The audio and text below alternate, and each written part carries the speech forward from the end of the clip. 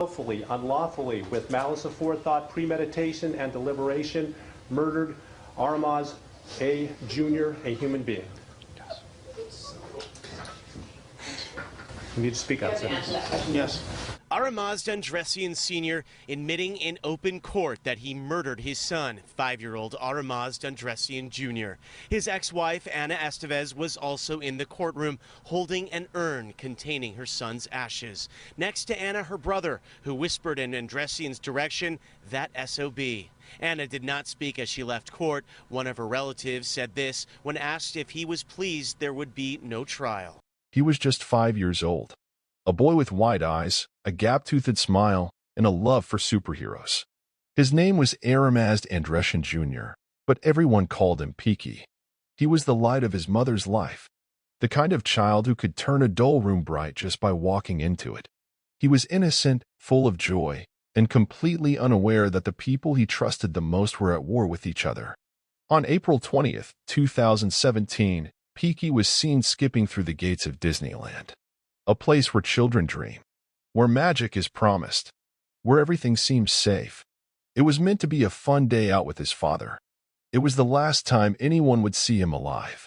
What followed wasn't a mystery that unraveled over months. It was a nightmare stitched together with lies, carefully timed steps, and the unimaginable. By the time the sun rose the next morning, one parent would be searching desperately, clinging to hope that her son had just wandered off. And the other would be parked in a quiet California park, lying next to an empty pill bottle, soaked in gasoline, pretending it was all too much to bear. But it wasn't grief that put him there. It was guilt. He knew exactly where Piqui was.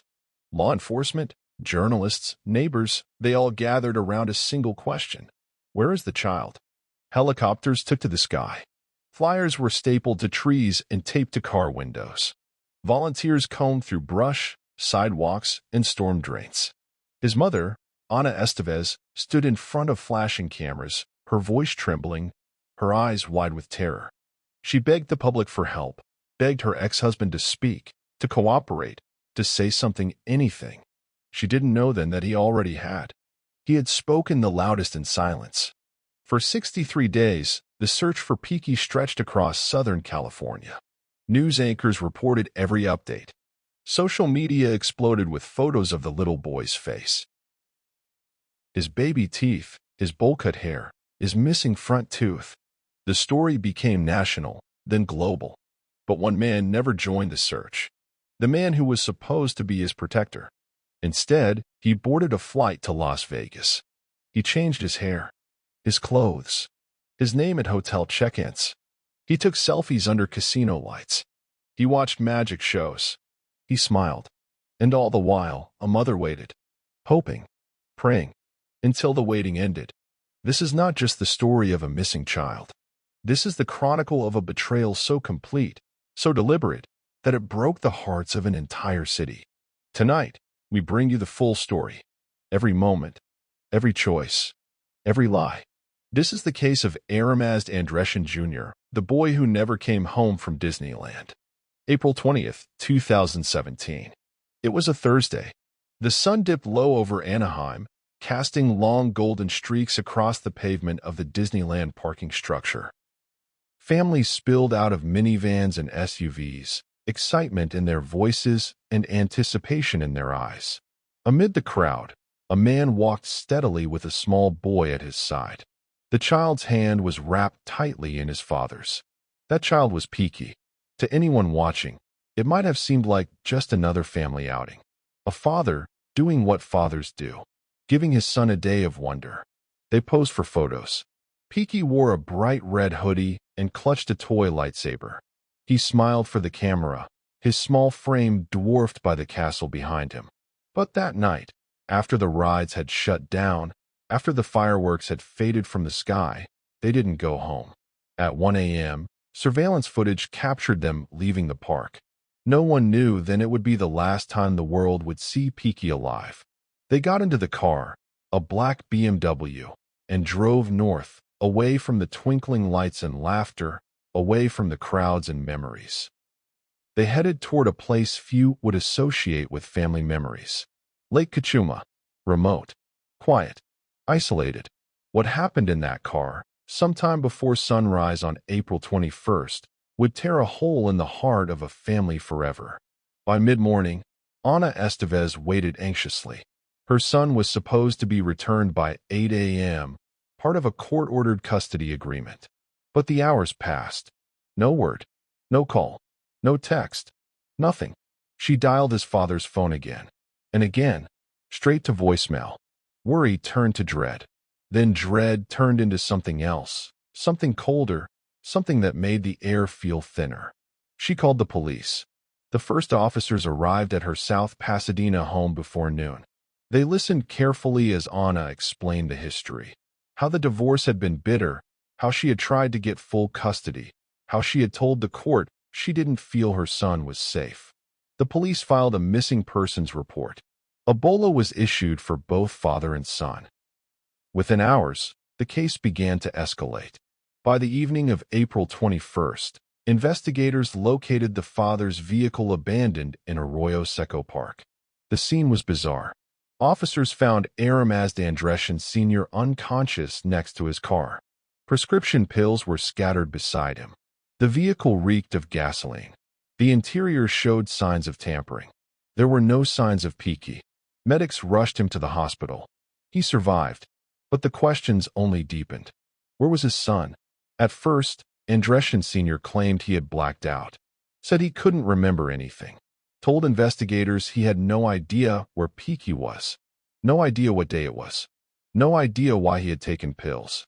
But the inconsistencies piled up quickly. Police noted the car's interior had been wiped down. The hard drive from the car's onboard GPS system had been removed. His phone history was cleared. Surveillance footage from earlier in the week revealed a careful, deliberate timeline. He was not confused. He was calculating. As the days passed, Ana held press conferences. She appeared before news cameras, clutching a stuffed bear, wearing a necklace with her son's name. Her voice shook, but her words never wavered. She begged, "My son is out there. Please help bring him home." Andressian Sr. remained silent. His attorney claimed his client had no memory of the events, that he was distraught, that he was cooperating. But he wasn't. He refused to speak to investigators. He wouldn't say where he had taken his son after Disneyland. He offered no theory, no speculation, no emotion. Meanwhile, the search effort expanded. Hundreds of volunteers gathered in South Pasadena, then in Santa Barbara County, scouring miles of terrain. Helicopters hovered over Lake Cachuma. Dive teams explored the waters. Cadaver dogs were brought in. Still, nothing. Detectives began reconstructing the father's timeline. It painted a chilling picture. Receipts showed him buying items days before the disappearance. Gasoline, pills, travel supplies. Security footage captured him in Lake Cachuma days before the murder, alone, scoping the area. He had gone there to prepare. They knew then what Ana feared in her soul. This was no accident. By May, investigators grew more certain of what had happened, even without a body. But they needed more.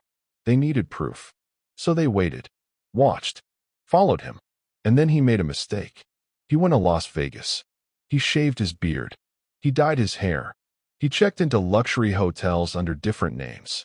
And while the nation pleaded for information, he posted photos of himself smiling at shows. He went skydiving. He rented sports cars. He flirted with strangers. He didn't look like a grieving father. He looked like a man trying to erase himself. And that was enough. On June 23rd, after months of surveillance and pressure, Las Vegas Metropolitan Police, working with Pasadena detectives, arrested him outside of a hotel on the Strip. He didn't resist. He didn't ask about his son. He didn't ask for Ana. He asked for a lawyer. Back in California, news of the arrest swept across television screens and phones. Ana collapsed in tears outside the courtroom. Reporters stood stunned. The community, which had once clung to hope, now sat in mourning. Still, there was no body. But that would change in one final act of control. 7 days after his arrest, Andressian Sr. agreed to speak. He gave authorities a location, deep in the hills surrounding Lake Cachuma. On June 30th, 2017, detectives found what they had feared: the small, decomposed body of a child, buried under brush, wrapped in a jacket. It was Piqui. Anna was notified. She did not speak to the press that day. She didn't need to. The silence said it all. The trial was swift. Faced with overwhelming evidence and the threat of a capital murder charge, Aramazd Andressian Sr. pleaded guilty to first-degree murder on August 1, 2017. In the courtroom, he spoke with no emotion, no apology, no tears. He simply said, "Guilty." Anna stood to speak. Her voice cracked. She looked him in the eyes. "You murdered our son to punish me. You used him as a weapon in your war against me. And you lost everything." On August 23, 2017, the judge sentenced him to 25 years to life in prison. He didn't flinch. But the sentence did little to comfort the community. Nothing could bring Piqui back. Nothing could undo the horror. Anna has since turned her pain into purpose. She speaks at legal conferences. She's pushed for legislative change. Piqui's resolution now stands as a symbol of what can happen when the court fails to listen, when red flags are ignored. And the question still hangs in the air. How did no one stop this? Why wasn't someone, anyone, listening? The justice system, the family courts, the people meant to protect the vulnerable, they failed. And a child paid the price. This is more than a story about a father who killed his son. This is a story about warning signs. About a mother who fought to be heard. About a system that turned away. About a boy who deserved to grow up. Piqui was 5 years old. He should be 12 today. But instead, he is a memory. A photo on a mantle. A name whispered in courtrooms and newsrooms. A reminder. And for Ana Estevez, he is a reason to keep going. Because if one law changes, if one child is saved, then Piqui's voice will still be heard. And that, at least, is something no one can bury. From the outside, their family had unraveled long before that trip to Disneyland. Ana Estevez and Aramazd Andressian Sr. had once appeared to be like any other couple. Married. A child between them. Smiles and photos. Holiday cards. Handwritten notes. But by 2016, their marriage had collapsed into bitterness. The divorce proceedings were drawn out and hostile. Court hearings were frequent. Each side accused the other. And at the center of it all was Piqui. Ana fought for sole custody. She told the court that her ex-husband was erratic, unstable, emotionally volatile. She said he used their son to manipulate her. That his behavior changed when he didn't get his way. That he lashed out, not physically, but psychologically. She pleaded with the judge to recognize the danger. But the judge didn't. Shared custody was granted. Every other weekend, Piqui would leave Anna's arms and walk into his father's house. She'd stand in the driveway, watching, waiting, praying. Each return was a small miracle. Until the day he didn't return. There had been warning signs. Ana had seen them. So had others. Text messages. Voicemails. Arguments that spiraled into threats. Once, Andressian Sr. told her that if he couldn't have his son, no one would. She reported it. It was written down, entered into the record. But nothing changed. To the system, he was the boy's father. He had rights. To Ana, he was dangerous. And so, when he picked Piqui up on April 15th, just days before the murder, Ana stood frozen. Her eyes followed their car as it drove away. She had no way of knowing that she had just seen her son for the last time. The lead detective on the case, Louis Aguilera, would later say that the father's calm demeanor was one of the first red flags. When questioned, he didn't ask where search teams were looking. He didn't offer names of possible locations. He didn't speak of favorite parks or hiding spots. He simply said, "I don't remember." The statement was rehearsed, hollow. It lacked any of the desperation that police typically see in parents of missing children. Meanwhile, Anna's every breath was a cry for help. She opened Piqui's bedroom every morning, sat on his bed, folded his pajamas. She kept his toothbrush in the same spot. His toy dinosaurs lined up just how he liked them. She refused to let anything change. His room remained untouched for over 2 months. The turning point in the case was not the arrest.